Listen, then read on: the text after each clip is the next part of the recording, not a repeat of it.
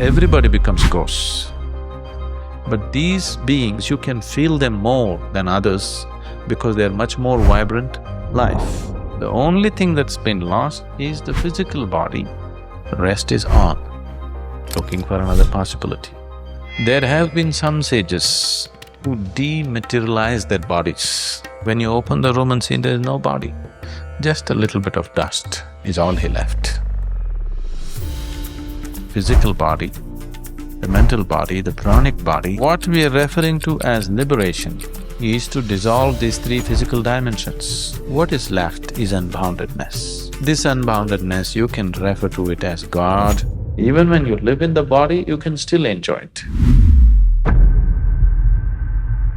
On the spiritual path, we put people into extreme activity for a certain phase of their life so that they come to a point, if they sit, they simply sit. That's the reason why we structured the Bhavaspandana program. That's a place to go emotionally crazy, absolutely crazy. There are four kinds of miracles: making mud into gold, protecting futures, reading other people's minds. Performing the fourth kind of miracle is an elaborate process, and only if you perform this miracle to yourself, you will pass through this world and the beyond effortlessly. So one day, Akbar was in a depressed mood. Then courtiers gathered around him and started flattering him. Birbal said, "You are even greater than Almighty God." This has always been the thing on the spiritual path. Maybe in these cultures you're not so exposed to these things. In India, this is a very common thing, but here also I'm sure it is. Spirituality means miracles should happen. No miracle, no good. There are four kinds of miracles.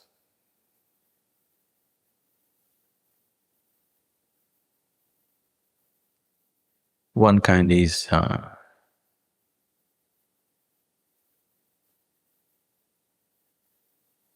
to produce things, physical objects, transforming one object into another.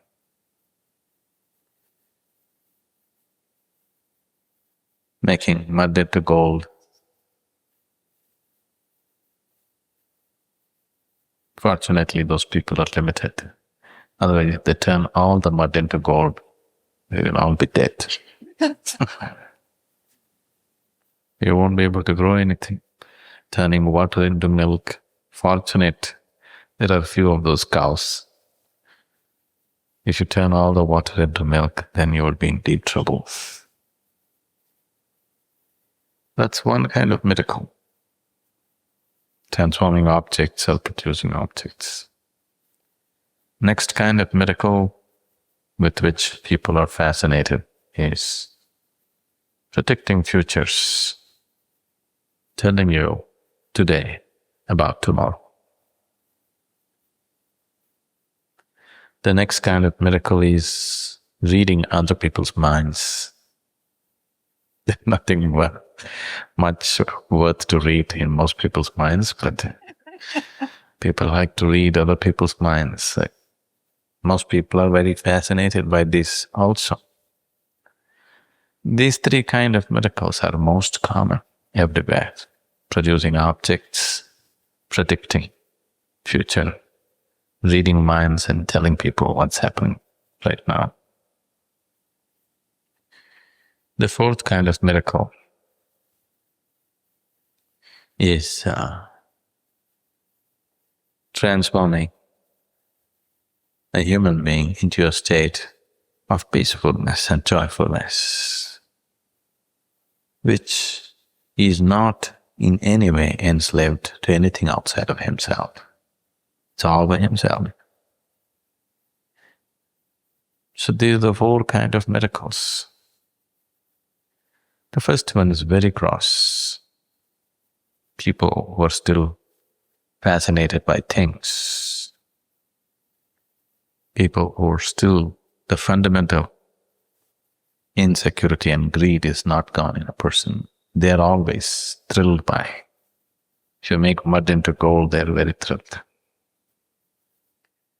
There was a time in this country the whole nation was moving west because somebody told stories the whole mountains of gold exist somewhere. Not anymore. You wouldn't go now, isn't it? We evolved. 300 years, some evolution of the mind has happened.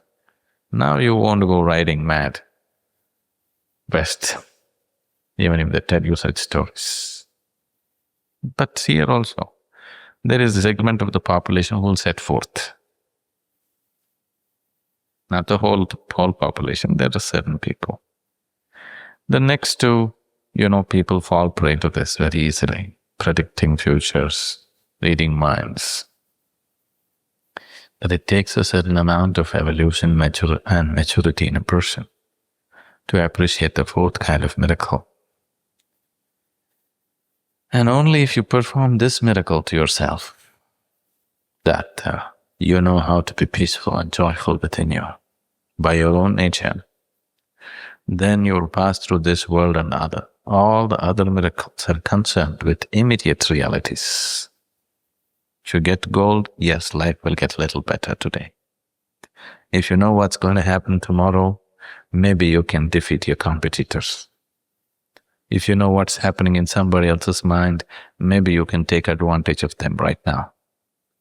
But only if you know how to be peaceful and joyful within you, irrespective of what's around you, you will pass through this world and the beyond effortlessly.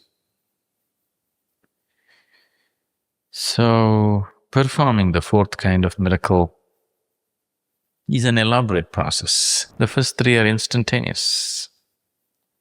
But the fourth miracle involves a subjectivity, which is a certain process, which needs a certain amount of application and dedication for a person. Otherwise, this miracle never happens.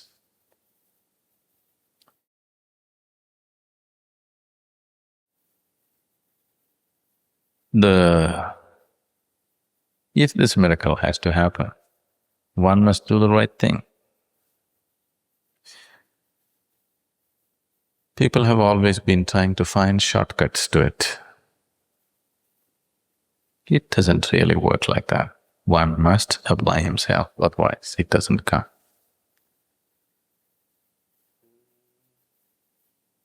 Once two Catholic nuns were driving in the country roads of Illinois.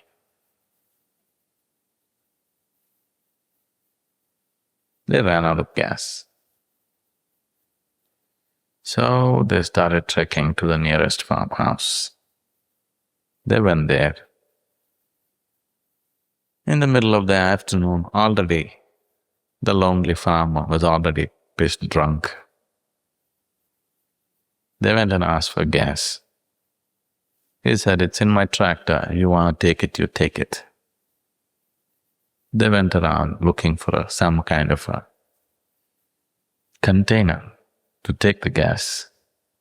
They couldn't find anything. They went and rummaged through the barn, and the only thing that they could find was an old chamber pot. So they took this chamber pot, collected gas, walked back to the car, and they were putting this into the car. The chairperson of the General Motors was driving by, and he saw this act. He passed, then he stopped and he reversed. He put his head out of his window and said, "Sisters, I really appreciate your faith, but believe me, this machine won't work on that." So, people should understand what this machine works on, how this machine functions. One doesn't understand. At least they must go by the instruction manual that's given to them by somebody who knows how it works. Otherwise, just doing things blindly seems to give relief for a day and again back to square one. This goes on happening. What people started seeking to assuage their fears has slowly gone a full circle and become the source of fear. People started seeking God mainly because they were insecure by themselves. There was fear. But they went a full circle and now they have become God-fearing also. God has also become a source of great fear now. They went after God only to take care of their fears, first of all. But now God has become the source of fear. Let me tell you a story. Birbal was an incredibly wise man. He was the chief minister with Akbar, the great emperor. Akbar is a Muslim emperor. He's Islamic. Birbal is a Hindu man. But they gelled so well together. They were everybody's envy. When Islam was still in a small way in India, and when every king was trying to forcibly convert people by the sword, a large amount of conversions happened by the sword always. Either you live as a Muslim or die as a Hindu. That's all the option you had. So, when that was the thing, Birbal played a balancing act. Akbar could not do without Birbal because he was so brilliant and wise. So Birbal brought about a different situation in Akbar's empire. No forcible conversions. He said it must be left to the people. He managed to impress upon him, for which he made many enemies around him. All the over-eager people around the emperor. There are always people who are trying to play one-up on everything, to be over-eager to play up to whoever is the leader. They were all against him because this man, he's stopping their religion from growing or whatever else. But Birbal played a wise balance and brought about a sensible rule in the country. So one day, Akbar was in a depressed mood. Whenever Akbar becomes slightly depressed, then courtiers gather around him and start flattering him. When you feel depressed, people around you say, "I love you, you're the most wonderful person." I know, whatever. You also have your own courtiers. You don't have too many, you just have one or two people, or generally you depend on your dog to do that for you. Dog is a great flatterer, isn't it? Always makes you feel that you are the most wonderful person in the world. So courtiers gathered around Akbar and started telling him, "You are the bravest man in the world. You are the mightiest warrior in the world. You are the handsomest man in the world." Like this, they went on telling him. These things he has heard 1,000,000 times and it did not raise his spirits. Birbal was never given to flattery. He just sat there listening to all this. Suddenly he burst out and he said, "You are even greater than Almighty God." Then everybody became silent. It's all right to be the bravest man in the world. It's all right to be the handsomest, the mightiest warrior, all those things. But suddenly when he said, "You're even greater than God Almighty Himself," everybody became quiet. This was too much. Akbar also suddenly it hit him. And especially Birbal, who was never given to flattery, suddenly saying, "You're mightier than God Almighty," thought there may be some sarcasm to this. Akbar said, "What nonsense are you speaking? Are you telling me I am greater than Allah Himself?" Birbal said, "Yes, my lord, you can do things that even God cannot do." So Akbar said, "I'll give you 24 hours. You must prove to me that I can do things that God cannot do. Otherwise, you are banished from this country. Birbal said, my lord, you have already proved it. Akbar said, huh? He said, see, you can throw me out of your kingdom, but God Almighty cannot throw me out of His kingdom. So you can do things that even God cannot do. Akbar got the point. So, human intelligence, unfortunately, has always been wasted in excluding.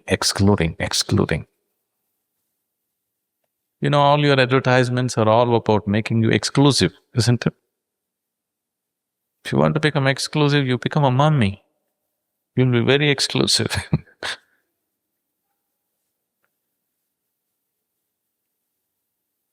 The whole intelligence is in becoming all-inclusive. But always people have used their discrimination to become exclusive, isn't it? Get excluded from everything. Please see, there is not one other being that you have accepted absolutely. Isn't it so? Only in degrees and stages according to your convenience. So, there were a few things that we wanted to do today. One thing is, we've been working on this book called The Musings. It's again a series of question answers. This is a little more hardcore. Probably many aspects probably never printed before anywhere. So in United States, I thought, nowhere, even in India, it's not been released yet. I thought I'll release it here today for you.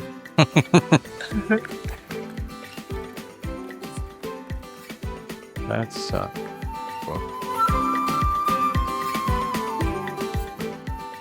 There's a certain chapter called The Beings of the Beyond. And what beings of the beyond means?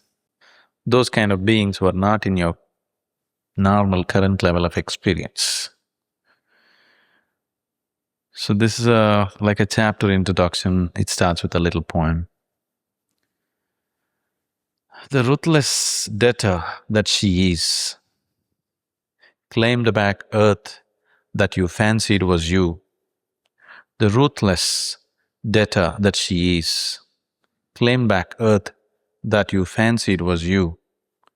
To leave you so naked and bare as to be bodiless. To leave you so naked and bare as to be bodiless. Dead they think you are when you wait for another lease. Dead they think you are when you wait for another lease. Since earth's debt you repaid, ones who claim to love you abhor you. Since earth's debt you repaid, ones who claim to love you abhor you.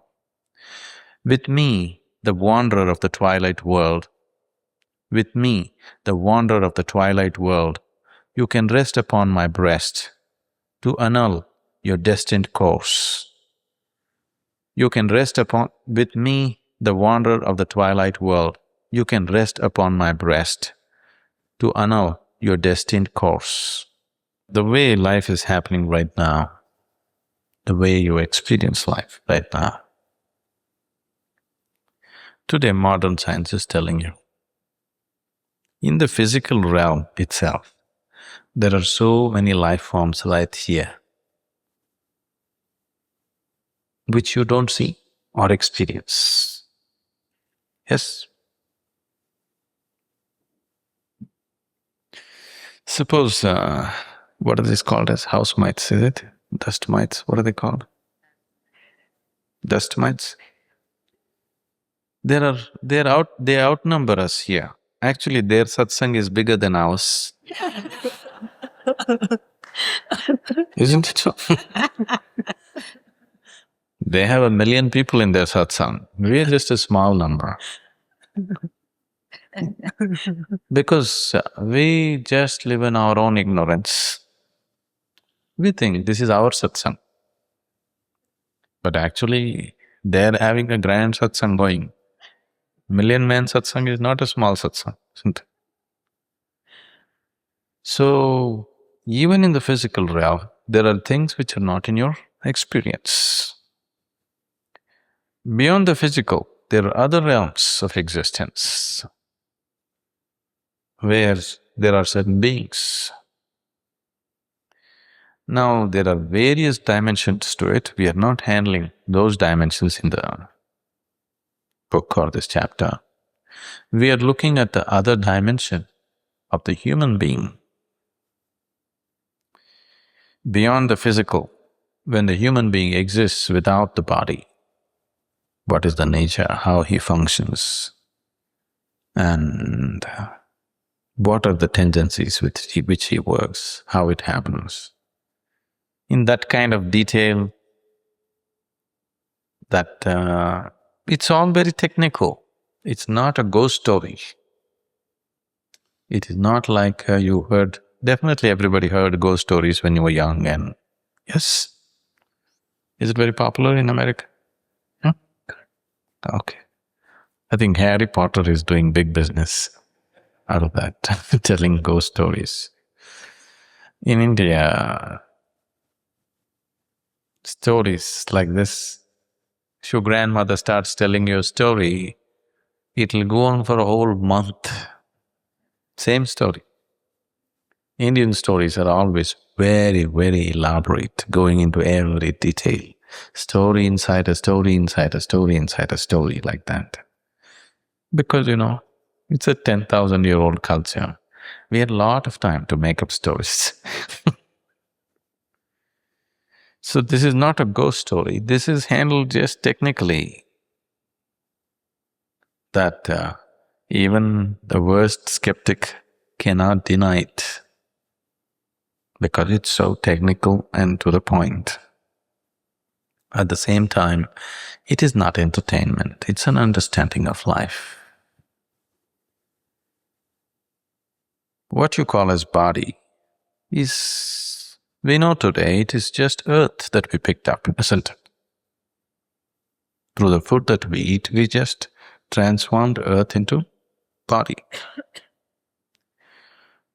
Once we shed it, again it goes and becomes earth to become somebody else's body, of a plant or an animal or something else, isn't it? Or just mud. So, this body that you gathered is not about you. This is just what you borrow from the planet, which everybody has to return to the atom. Though there are no interest rates, it's become like, American Auto, all 0% interest now. It's always been so for this vehicle, 0% interest, no interest. But you have to repay it back to the atom. Not one atom can anybody carry from here. Though I know you have heard of stories that somebody took their body and went away somewhere, no such thing is possible. In the very nature of things, it's not possible. There have been some sages who dematerialized their bodies. They did not want to give the trouble of cremation or burial to the people around them. Because they were in such mastery of their systems, they dematerialized some of the yogis. There are many things like that in India. Somebody goes into the room and he says, "I'm leaving my body." He leaves his body. When you open the room and see there is no body, just a little bit of dust is all he left. He dematerialized himself. But still, he left every atom here. There's no question of taking it anywhere and there's no place to take it. And if you take anything, they don't have separate quarantine arrangements for you, so they don't allow you to take it. So once the body is shed, the being is still on. The subtle body, the mental body and the pranic body and the karmic substance is still there, and they function in their own way. It is always there. It is just that most people are unaware of it. When they become aware of it, they get excited about it. In India, we have various varieties of names depending upon their characters. According to their particular way of function, we have different kind of names to describe them. Here all of them are going under one category. So these beings whom you refer to as ghosts, all that has happened is they lost their physical body because either the body finished its course and fell off, or you damaged it in some way, you crashed your car, or you drank yourself to death, or you broke your heart, or something happened to the body. The mechanism broke. So it fell down and went back into earth. But the being is all there intact as he was. Especially if there is something called as karmic body. There is a certain amount of activity that your karma demands. If you do not perform that activity, you will remain a very disturbed being. So on the spiritual path, when we put people, the first phase of that spiritual path, we put them into extreme activity. Work, work, work, work like mad. They came there to do meditation, but all we do is we drive them like slaves. Because a certain amount of karma, which is called as prarabdha, in prarabdha, a certain amount of your energy is dedicated to physical activity. Similarly, a certain amount of energy is dedicated to mental activity, emotional activity. Like this, there are various dimensions. In each person, these proportions and ratios are very different from person to person. When your allotted physical karma is not taken care of, if you try to sit and meditate, your body won't let you sit. It wants to do so many things the moment you want to meditate. With many of you it's happening. If you don't meditate, you're quite okay. If you sit for meditation, your body wants to do so many things at that time. So we put people into extreme activity for a certain phase of their life, so that they come to a point, if they sit, they simply sit. There's nothing else in them but sitting. Sitting is total sitting, nothing else. Emotion, especially with modern human beings, today's world, the emotional aspect of prarabdha is not fulfilled at all. People neither laugh their laughter fully nor cry their tears fully. They don't express themselves. In the name of culture and etiquette, everything has become controlled and rigid. If they get angry, they cannot shout. Maybe that's one thing that they're expressing. Or their laughter is not total, their tears are not total. They don't find emotional expression. That's the reason why we structured the Bhava Spandana program, so that people hit such an emotional peak. Even there, people try to control themselves and keep themselves, like that. That's not a place to go control yourself. That's a place to go emotionally crazy, absolutely crazy. So that the energy allotted for emotion is taken care of. Then if you sit here, you're free of emotion. So if these things are not… If a person dies naturally, he runs his full course and then he dies, by then the life energy in him has lost its vibrancy. It's become very mild. Because it's become so mild, it cannot hold on to the body, it slips out. That is natural death. Very few people die naturally though. Few means in terms of percentages. Most people die because they break their body one way or the other. improper living, improper in this thing, accidents and so many other ways. In one way or the other, they break the body before energy becomes dissipated. If life energy becomes dissipated, then because of low vibrancy, it cannot hold. Very slowly, gently, somebody will leave the body. But today, these medical people won't allow you to die gently. They will go on creating new karma for you by going on pricking you, pricking you, pricking you. At least a few people are still choosing to die in their homes, or everybody goes to the hospital in America? Both birth and death happens in hospitals.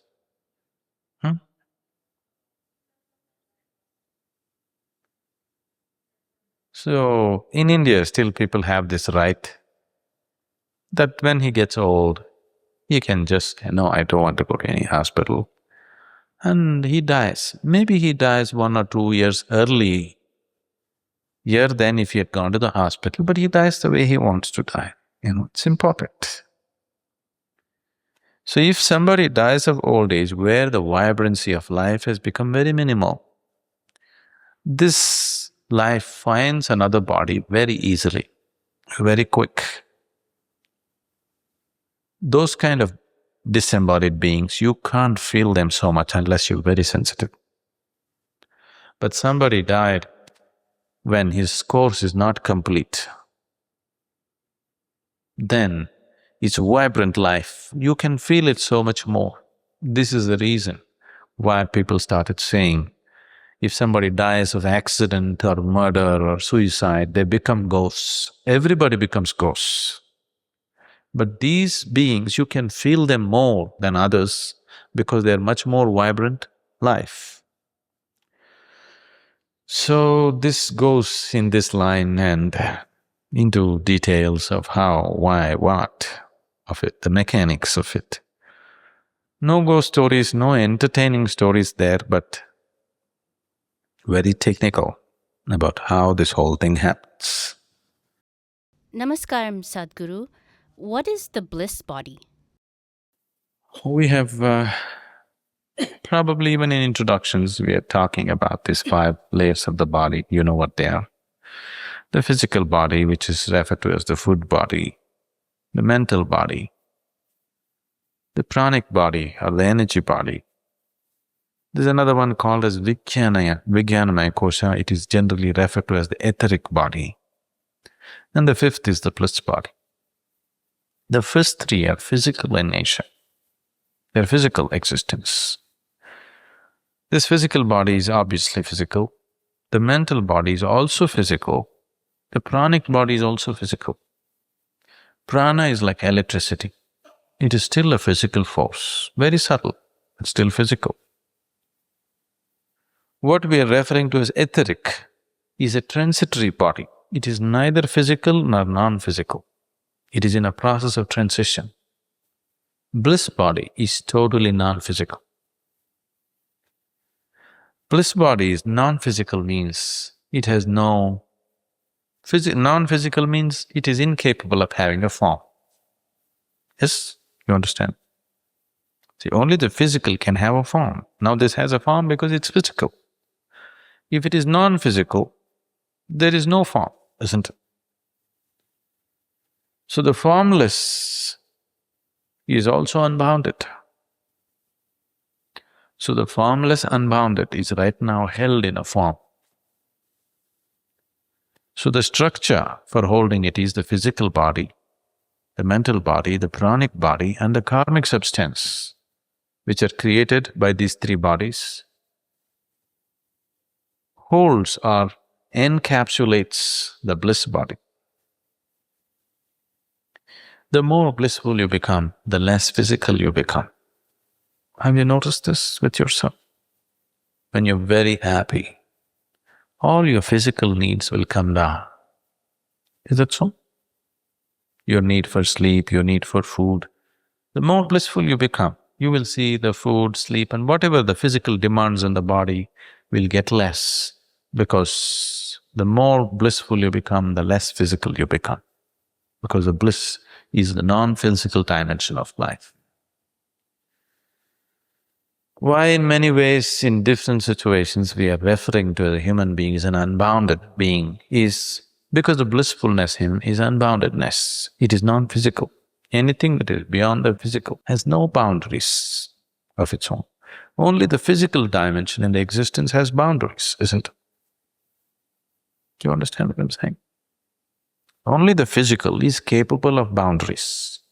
The non-physical has no boundaries.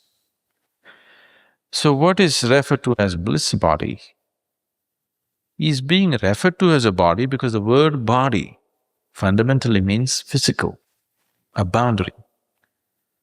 The blissfulness or the bliss body has no boundaries, but now the boundary has been set by the other bodies. Right now, this hall is containing a square block of air. Yes? Air is not square, all right, but right now this hall contains a square block of air. So right now, blissfulness is not of any form, but right now it is contained in the human form because of these three bodies which are like a capsule, which are holding it intact. So what we are referring to as liberation is to dissolve these three physical dimensions so that blissfulness, which is unbounded, finds its unboundedness, or the individual identity is taken off completely. What I consider as myself is dissolved. Once what I consider as myself and everything that assists this idea of myself is dissolved, what is left is unboundedness. This unboundedness, you can refer to it as God or universe or whatever you like. You can call it by any name, whatever you call it. It has nothing to do with it. It's simply unboundedness. Unboundedness means ungraspable. Only if something has a boundary, you can grasp it. That which has no boundaries, you cannot grasp it. So it is ungraspable, unknowable, ununderstandable, but you can experience it. You can soak yourself in it. You can enjoy it. Because anyway, every moment you're soaking in it.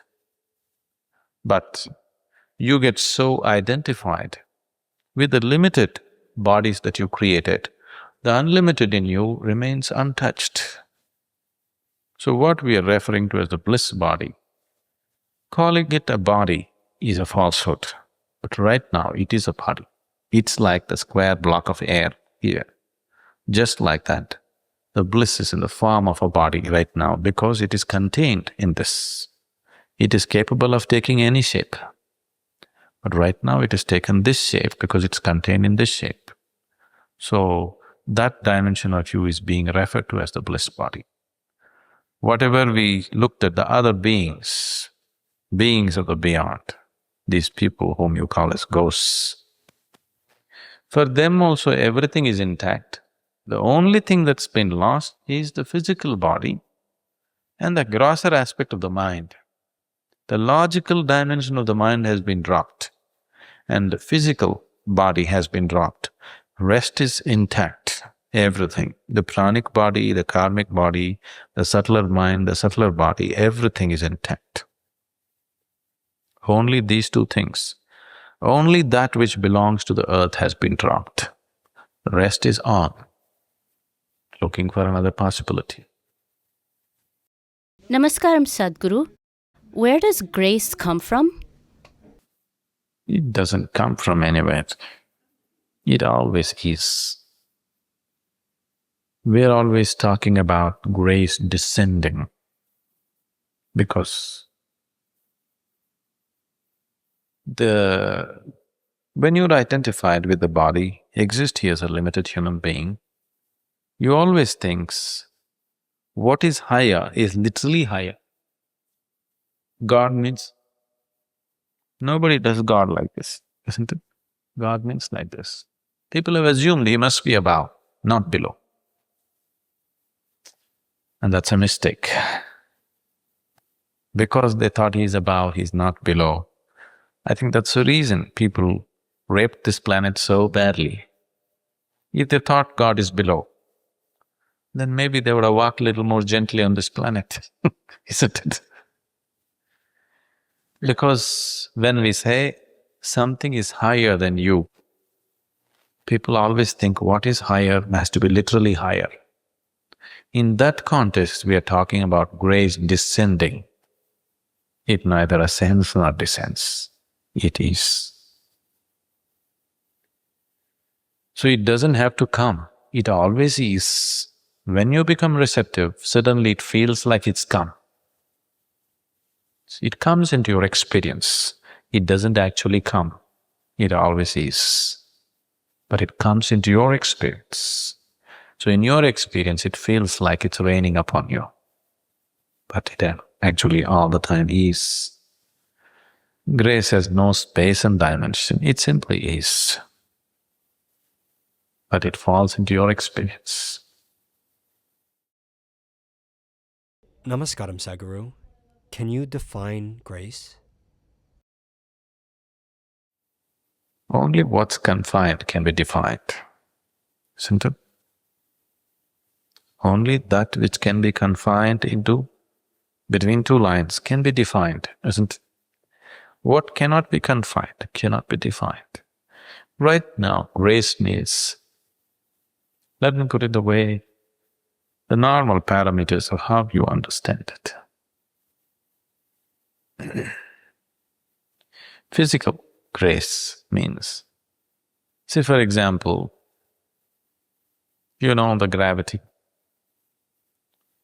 You know how gravity was, not that it was discovered, it is… somebody understood gravity and the laws of gravity, Isaac Newton. An apple fell.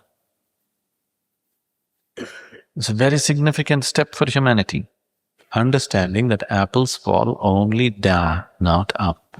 Very significant step.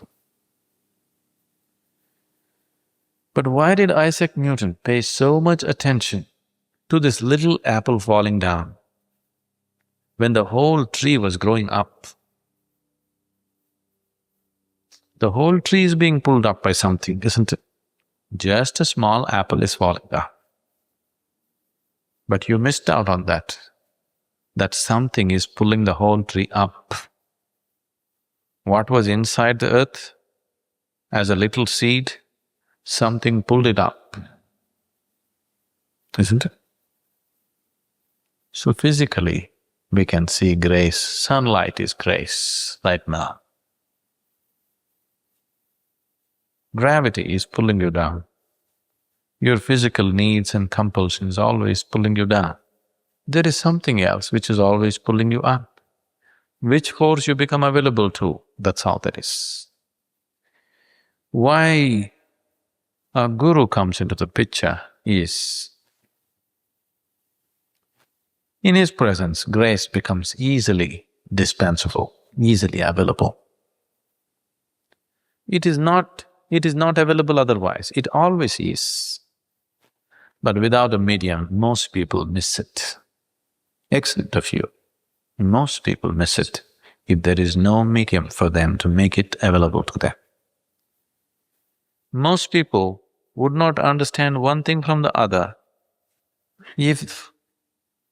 see, anybody can see apple falls down, but it took an Isaac Newton to see it, isn't it? So, an enlightened being is one, not that he's brilliant, but he doesn't miss the obvious. That's all. All that is so obvious about life, he just saw the obvious. All others are looking for the special.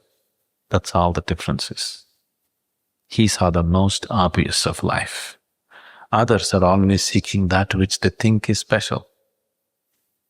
In looking for the special, they miss the most obvious. Namaskaram, Sadhguru. I'm not consistent with my sadhana. I feel I'm stuck in a repetitive, compulsory pattern which I'm unable to come out of. How do I get out of this rut? The very purpose of taking up yoga as a discipline in our lives is so that we defeat these patterns. These patterns are very dangerous in the sense they keep you in a limited circle for the rest of your life. There are certain simple patterns in people's lives, simple things, so ridiculous, but they can't break it. They make so much efforts, they fall back into the same rut because there is a karmic rut. You know, on a muddy road, there is a track. You try to drive out of it, whichever way you try to drive out of it, within a minute's time again you're back in the rut. So karma is like that, it has set its own rut. The reason why there is a hatha part of the yoga. Hatha means there is an adamance in you. You have become adamant. In the morning, body says, I want to sleep. You say, no, you get up. No, I want to sleep. Nothing doing, you have to get up. This is being adamant with it. It feels hungry, oh, I want to eat. No, we're not eating now. Whatever it says, you say the reverse. Whatever your body says, whatever your mind says, you just say the opposite. This is not for a whole life. For a certain period of life, it's good. You need some adamance to break the patterns of the body and the mind, otherwise… See, right now, first day you have seen in the 7-day program happening, first day when they come, half the people want to go to the bathroom because they believe they cannot hold it for 3 hours or 3.5 hours. Second day, you see the number of people has dropped. By 5th day, nobody's going. Is it so? We are holding in the class for 4 hours, 5 hours at a stretch. Nobody gets up and goes on the initiation day. Many of them didn't even think of it. It's a simple bodily process, but it can rule your life, isn't it? Yes? It can just rule your life, it doesn't matter what's being offered. Next moment God is going to appear here, but you will run to the loo. It's a very simple thing, but it can be so compulsive and so powerful, isn't it? When you really want to go, it's the most powerful thing in the world, isn't it? Isn't it so? Going to the toilet, isn't it more powerful than God's own will? This also happened. Once Akbar asked in the court, what is the greatest joy in the world? What is the greatest pleasure for a man? So the psychopaths around him said, oh dear Lord, serving you is the greatest pleasure in the world. Just holding you in our vision is the greatest joy in our life, like this. And other people said, food, pleasure, sex, drink, this, that, so many things. Birbal just sat there quietly. After everybody exhausted, Akbar asked Birbal, you did not say anything. Birbal said, oh, you want me to say? I think shitting is the greatest pleasure in the world. Everybody in the court said, what an unpleasant man.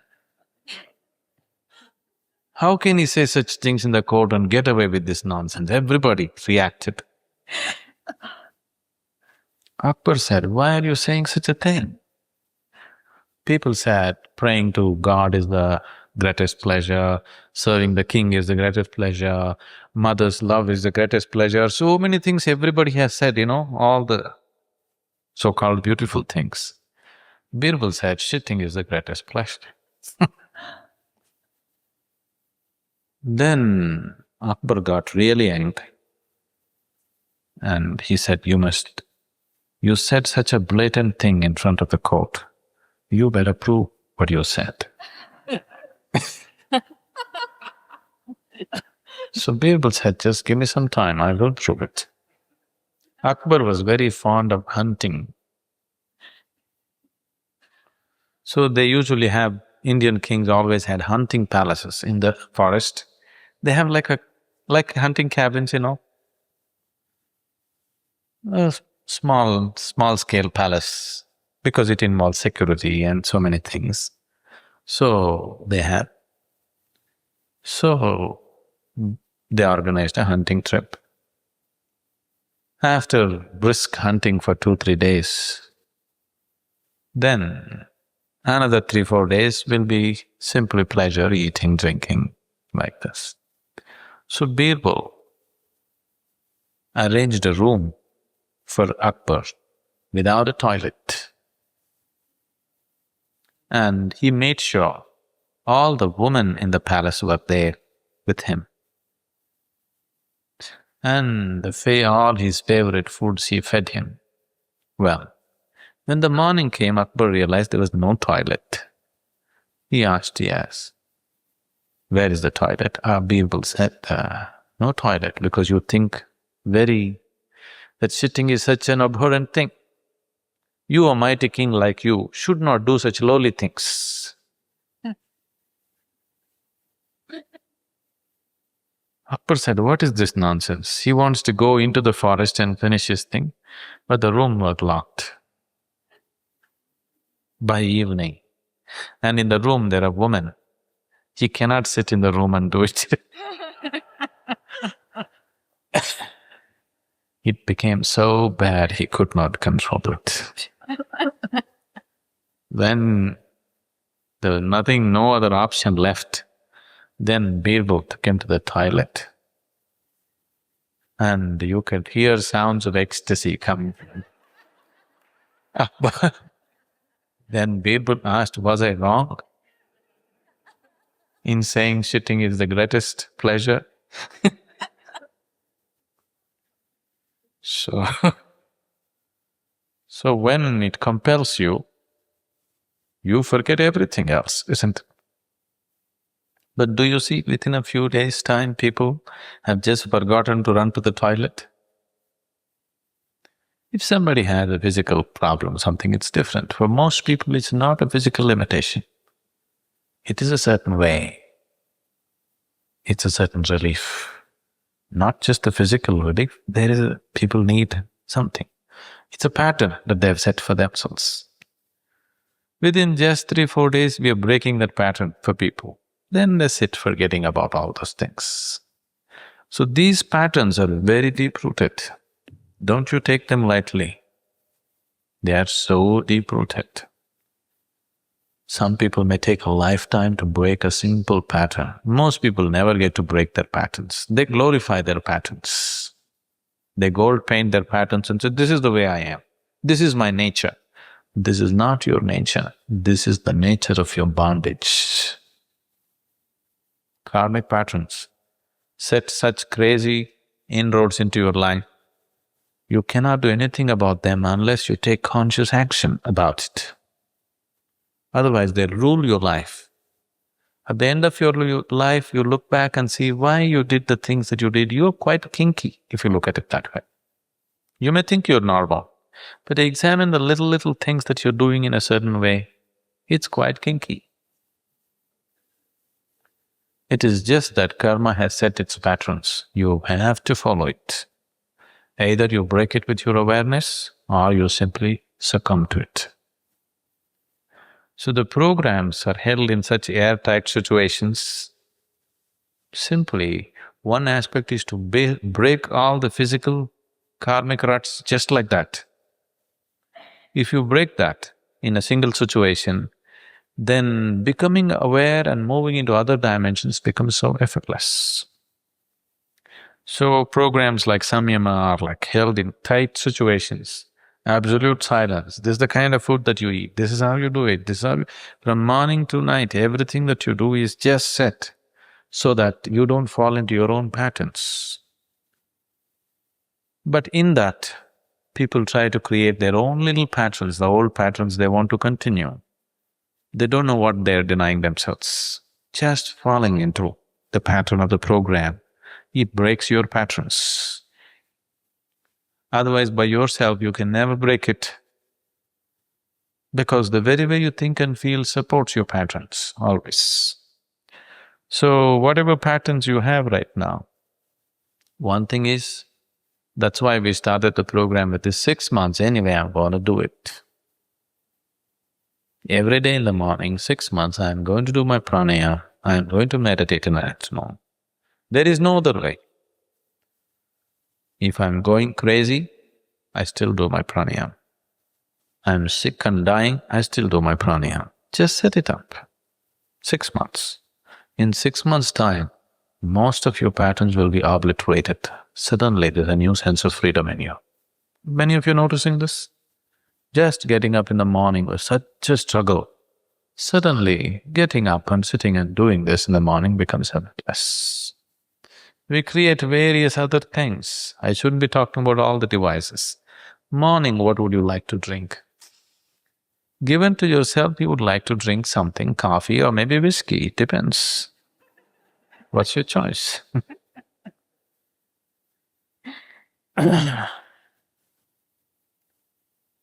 Now, first thing in the morning, we take a neem bath.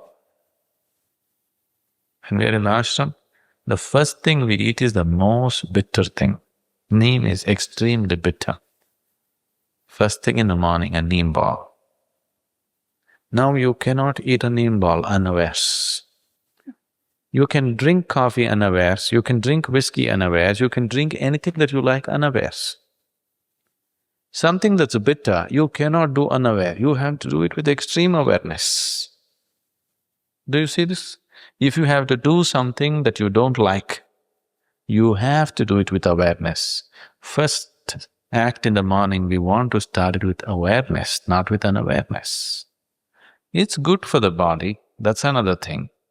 But the spiritual aspect of it is, you do something with your body it doesn't like in the morning. It's just the reverse of your philosophy. Here you always taught, do something that you like. In your likes, there is a huge bondage.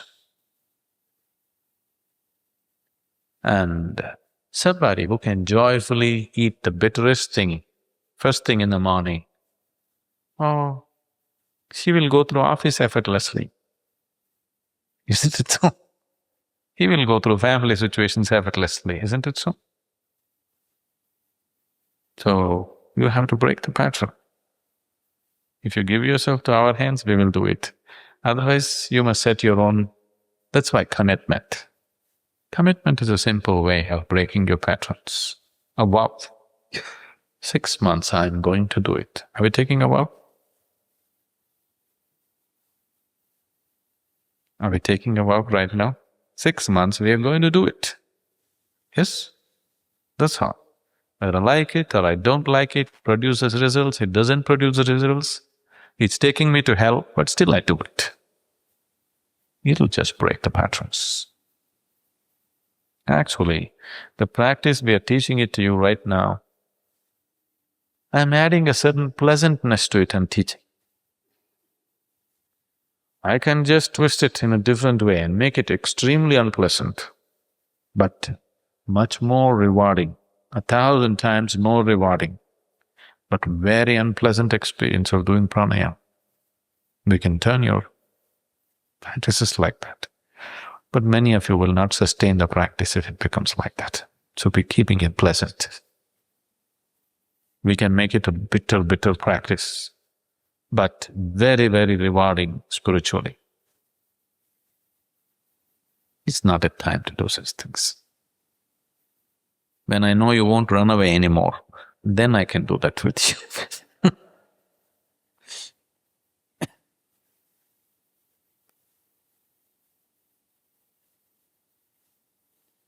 There was a great master in the Zen tradition called Chuang-Tzu. He's one of the most well-known of the masters. He had a disciple whose name was Tongan.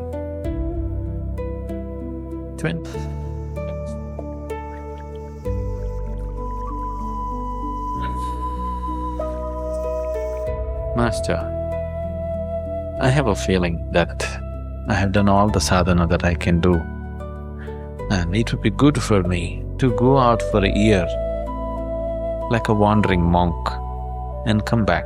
In the ashram we send people out for a year or two, wandering, they just beg and eat their food for 1 or 2 years. You know this? In our ashram we send people, brahmacharis, we send them away to the Himalayas and I tell them, there's a roadmap where they should go, where they will never take money from anybody, only food. They will beg and eat. They won't take any money from here also. 1 year they go and come, very enriched. So, that is completely giving yourself to grace. By yourself if you go, you would starve yourself to death. You give yourself to grace, then you'll find food comes in search of you, everything comes in search of you. People come either enormously enriched or totally broken, whichever way it's good. So Tongan told his master, I think it's time for me to go away for a year and come back. 20 years I've been here. When he said this, Chuang-Tzu just took a stick and rapped him on his head. He came away. He gave it a few weeks, again went and asked Master, I think it's time for me to wander for a year and come back. Again Chuang-Tzu took a stick and rapped him and sent him back. Then this disciple felt so distressed, he didn't know how to approach the master. He asked another senior disciple, like this, I said, I want to go out for a year and come. Continuing my spiritual process, but every time I ask him, he just raps me on his head. The senior disciple said, okay, I'll ask for you. And both of them went and the senior disciple asked, Tongan wants to go out for a year and come. Can he go? Chuang-Tzu said, by all means, let him go. He prepared and he went to Chuang-Tzu and said, Master, I am leaving. Chuang-Tzu took a stick and rapped him on his head. He came totally distressed and he told the senior disciple, see, that day when you asked, he said yes, but today when I went, he again rapped me on the head. I don't know what to do. He was in total distress. The senior disciple said, how can he do this? He told you to go in front of me and that's it. He cannot take back his word now. Let me find out. He went to Chuang-Tzu and asked, in front of me, you gave permission for this boy to go. But now, it seems he came here and again you rapped him on his head. Chuang-Tzu said, yes, because I know in a year's time when he comes back, he will be enlightened. I cannot hit him anymore. So that's why I'm hitting him every time he comes.